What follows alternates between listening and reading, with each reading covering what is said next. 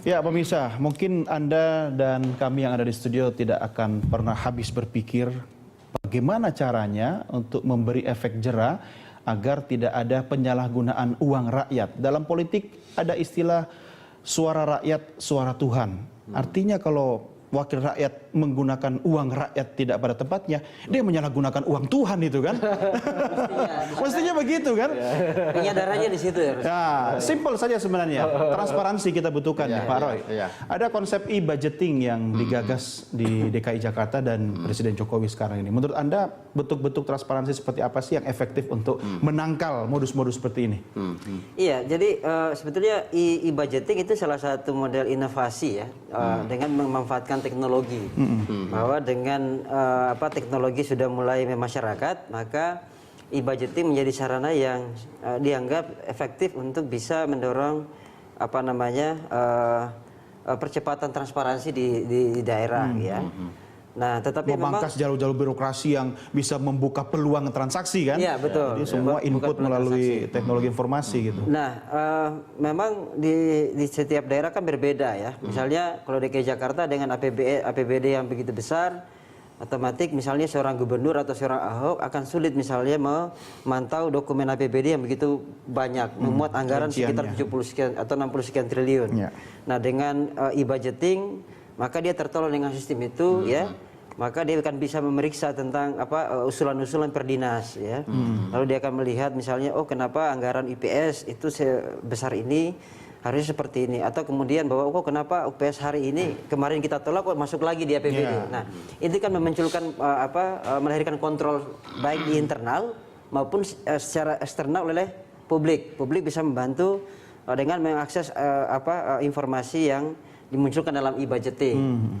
Nah, tapi memang model-model seperti itu juga harus diikuti, tidak hanya lewat teknologi informasi, tapi juga bagaimana bisa langsung ke masyarakat. Karena akses itu dibuka untuk masyarakat. Akses dibuka. Artinya masyarakat pun ketika datang ke birokrat untuk bertanya harusnya dikasih jalan dong. Harusnya. Nah, dengan kita bukan dikasih preman kan? Bukan dikasih preman. Artinya bukan berangkat niat minta informasi, pulang tinggal lama. Wah, bahaya. Nah, itu yang sangat Anda nggak takut nih ngomong begini nanti di depan sana sudah ada yang nungguin. Nah, itu yang dikhawatirkan oleh banyak orang itu kan bahwa jaminan masyarakat untuk bisa keselamatannya itu. Iya, artinya Pak Robert ketika masyarakat yang berhak tahu dikemanain uang mereka dikelola itu, tapi ternyata tidak mendapatkan akses walaupun ada regulasi yang menjamin itu. Nah, lama-lama kok mungkin masyarakat berpikir capek juga ya daripada nanti dampaknya kepada keselamatan. Ini mungkin agak terlalu lebay gitu, tapi kan bisa saja terjadi kasus seperti itu kan? Iya, bisa. Dan begini, e-budgeting itu kan tools maksudnya, itu alat ya.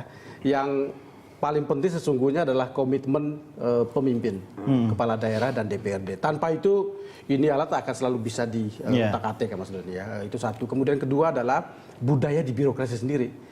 Bahwa ketransparansi itu, bahwa APBD itu bukan dokumen yang tabu untuk publik. Itu hak publik untuk tahu. Dan wajib bagi Pemda sebagai badan hukum publik untuk membuat ini jadi pengetahuan banyak orang. Tidak perlu diminta pun dia harus dirilis ya. Memang itu sudah diwajibkan. Baik di Undang-Undang Keterbukaan Informasi maupun instruksi Menteri. Jadi APBD itu ada 12 item yang harus diumumkan kepada publik. Tapi tadi ya Pak Robert, Pak Doni udah cerita bahwa Kementerian Dalam Negeri sudah mengedukasi habis-habisan, segala cara sudah disampaikan kepada aparat birokrasi kita untuk jangan main-main yang namanya soal uang rakyat begini. Tapi kok masih kejadian? Menurut Anda sebenarnya persoalannya di mana sih? Regulasi sudah ada, ya aturan main sudah ada. Jangan-jangan ini bicara karakter atau mental? Ya, saya kira itu regulasi sudah ada. Pengawasan juga cukup kuat saya kira ya. Kurang apa lagi pengawasan kan? Tapi memang mungkin satu komitmen saya selalu melihat pemimpin itu menjadi kata kunci. Kalau pemimpinnya tidak tegas, ya itu kita butuh orang seperti Ahok.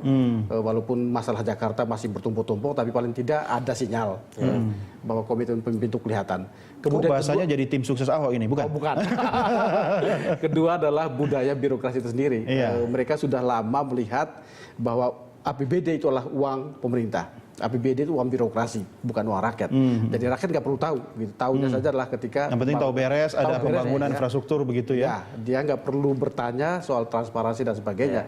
Jadi selagi budaya ini belum diubah, maka akan selamanya melihat bahwa uang ini adalah uang yang bisa untuk diapain pun, termasuk dengan cara-cara seperti musim Banyuasin. Masalahnya merubah budaya itu kan bukan urusan 1-2 hari. Bukan urusan gampang dan Bisa jalan panjang. bergenerasi gitu kan. Iya, makanya tadi sebenarnya ada 3 poinnya kalau saya menangkap tadi. Misalnya satu, harus ada inovasi. Kita masyarakat harus bisa mencari pemimpin yang memiliki inovasi.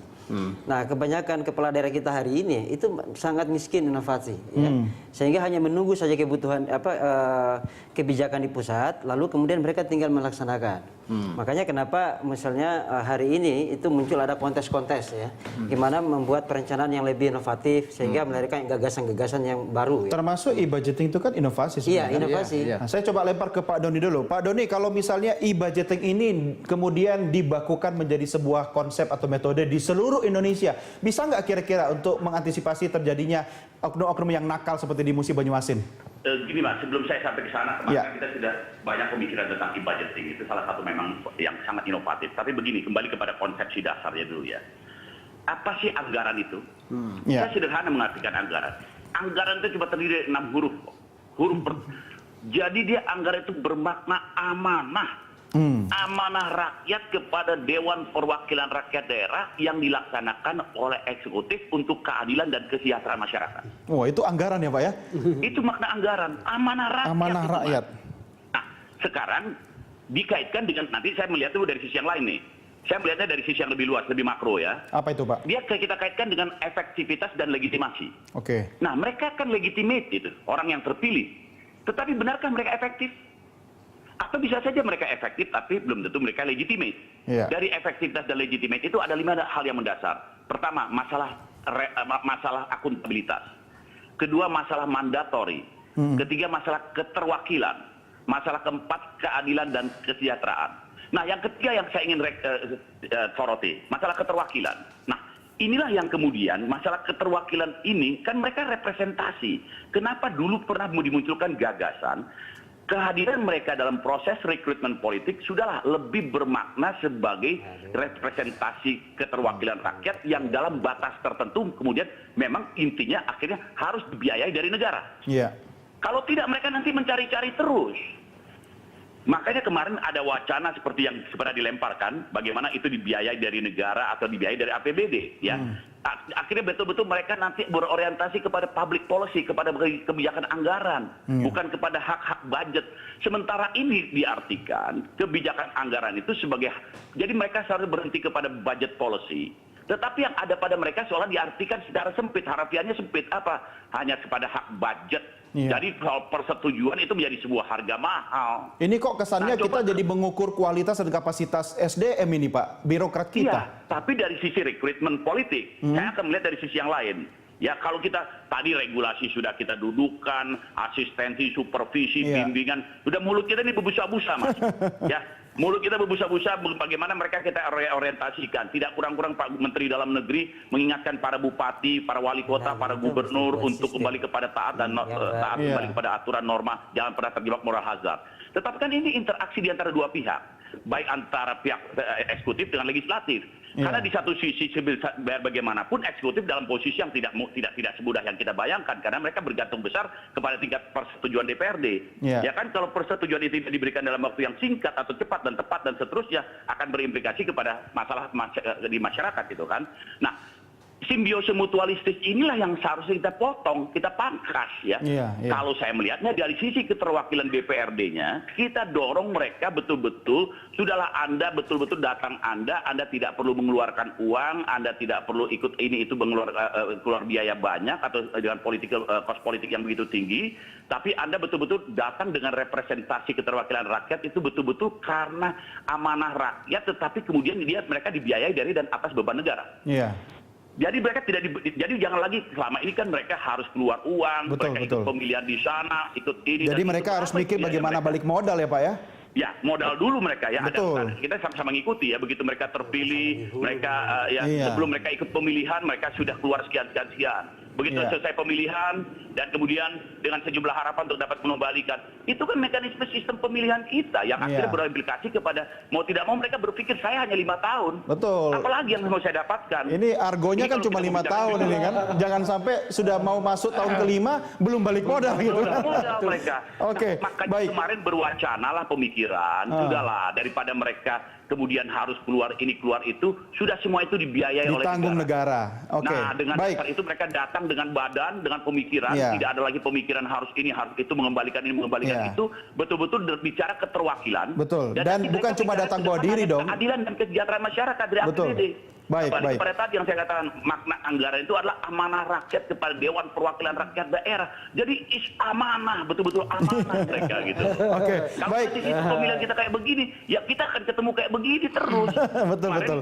di Baik. daerah satu kabupaten tertentu di Kalimantan mana itu ya, Kalimantan Tengah kalau tidak salah ya. Hal sama terjadi juga. Kemarin Oke. di Semarang dan hampir di beberapa Ya. daerah ketemu kayak begini-begini terus. Baik, Ya baik. kan? Pak Doni, kita akan lanjutkan perbincangan kita di segmen berikutnya. Pak Roy dan Pak Robert juga, kita akan segera kembali di segmen berikutnya. Pemirsa, tetap bersama kami.